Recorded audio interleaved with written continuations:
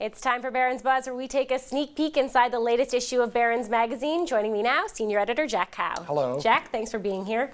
All right, let's kick it off. The world's best CEOs. Who do you have? The best CEOs at the top of our list is Richard Anderson from Delta Airlines, but only because we list them alphabetically and his last name starts with an A. So we've got there's no rigid formula here. It's a pretty flexible formula, but we look at things like shareholder returns, profit growth, innovation. We have newcomers to the list. Delta is a newcomer, and the bosses at Netflix and Intercontinental Exchange are also new to the list.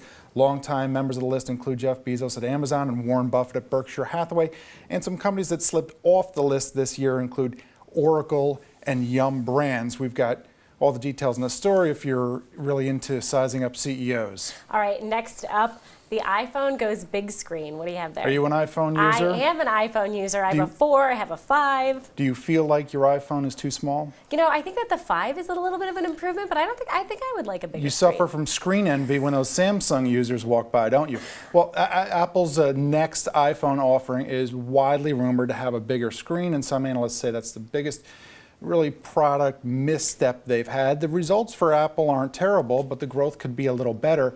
We've got some analysis on what happens if this next iPhone is the larger screen that investors and analysts are looking for, what it could mean for sales, what it could mean for the stock price. All right, maybe they'll increase their battery life while they're working on that screen too. All right, last up, you have mutual funds for us today. The latest numbers out on the performance of active fund managers aren't great as a whole. We slice and dice the numbers, and basically one of the overarching themes here is that if you're using stock funds, it's perfectly okay, maybe best to go for a cheap index fund. However, think carefully before you do that with bonds. They're not as easily to index as stocks, and you might be better off paying a little more for active management in your bond mutual fund. All right, that's it for Barron's Buzz. Jack Hough, thanks for joining us. Thank you.